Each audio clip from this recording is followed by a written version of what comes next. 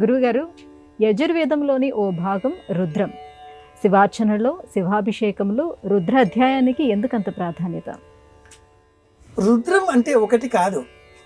కృష్ణ యజుర్వేదం 8 అష్టకాల సంపుటీకరణతో కూడుకున్న ఉద్గ్రంథం. 42 పన్నాలు అని చెబుతారు. సంహిత, బ్రాహ్మణం, ఉపనిషత్తులు 3 కలుపుకుంటే ఆరణ్యకాలు. ఈ 3 కలుపుకుంటే దీనికి త్రయి వేదం, కృష్ణ యజుర్వేదం అని పేరు.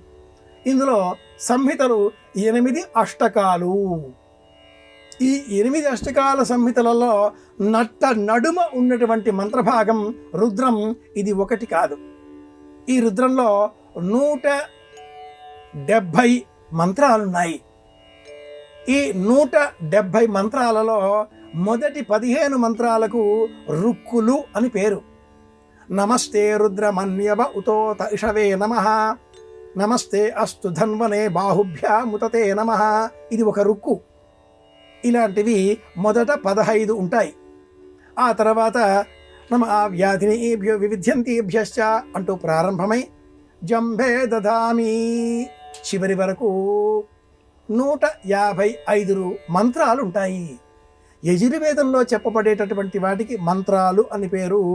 ఋగ్వేద సంబంధితమైనటువంటి వాటికి రుక్కులు అని పేరు. ఒక్కొక్క మంత్రానికి ఒక్కొక్క ప్రయోగం కూడా సాధనా ప్రపంచం వివరిస్తుంది. ఎవరికైనా సొంత ఇల్లు కావాలి, ఇల్లు అర్ధాంతరంగా నిర్మాణం ఆగిపోయింది, అద్దె ఇంట్లో ఉన్నామండి, పరమేశ్వర అనుగ్రహం లభిస్తే సొంత ఇంటి కల సాకారం అవుతుందా? ఈ మంత్రాలలో పరితే ధన్వనో హేతిరస్మాన్ వృణక్తు విశ్వతః అథోయ హృదిస్తవారే అస్మన్నిహితం. ఇది ఒక రుక్కు, 15వ రుక్కు.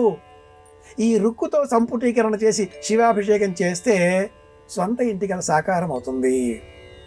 ఈ 180 మంత్రాల అనువాకాన్ని రుద్రం అని చెప్పిన ఉపనిషత్తు, కైవల్యోపనిషత్తు, జాబాల్యోపనిషత్తులు సంపూర్ణమైనటువంటి కృష్ణ యజుర్వేదాన్ని పారాయణ చేయడానికి అనంతమైన కాలం పడుతుంది. భారద్వాజ మహర్షి వల్ల కూడా కాలేదు.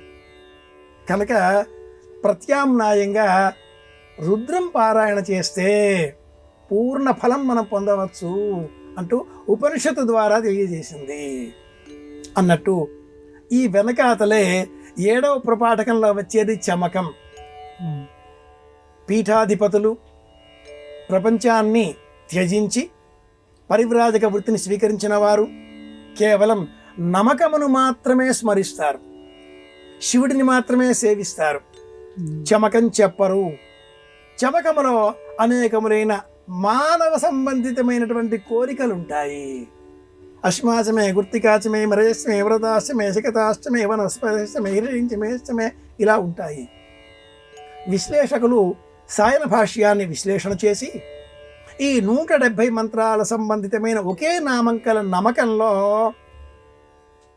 ఎవరో ఒక ఆదిమ మానవుడు, ఆది పురుషుడు కైలాస సరోవర క్షేత్రంలో, కైలాస శిఖర పర్వత సానువులలో విహరించేటటువంటి, ధ్యానం చేసేటటువంటి గొప్ప శక్తిని గురించి, ఒక ఆది పురుష స్వభావం గురించి వర్ణింపబడి ఉంది అంటూ విశ్లేషణ చేశారు.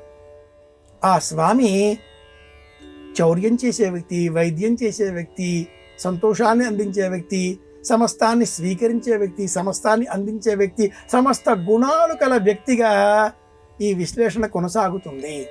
అన్నింటి పరమార్థం ఏమిటా అని ఆలోచన చేస్తే ఆ వ్యక్తి మనమే. అందుకే నా రుద్రమర్చయేత్. మనలో ఉండే సమస్త గుణాలు ఆ రుద్రుడిపైన ఆరోపితం చేసి ఒక్క రుద్రం చదివితే, వింటే అనంతమైన పుణ్యం లభిస్తుంది అంటుంది శాస్త్రం. ఇది 11 చెబితే ఏకాదశం, అది రుద్రం. ఆ తదుపరి అతిరుద్రం, మహారుద్రం అనేక పేర్లతో ఈ రుద్ర సంఖ్యలతో మనకు సవిస్తరంగా మహాన్యాసాదికాదులతో అభిషేకాదులు చెప్పబడి ఉంటాయి. ఇవన్నీ శివరాత్రి నాడు లేక మనకు ఎప్పుడు మనసు కుదిరితే అప్పుడు పాటించే శివ సంబంధితమైన అర్చనలలో అంతర్భాగాలు.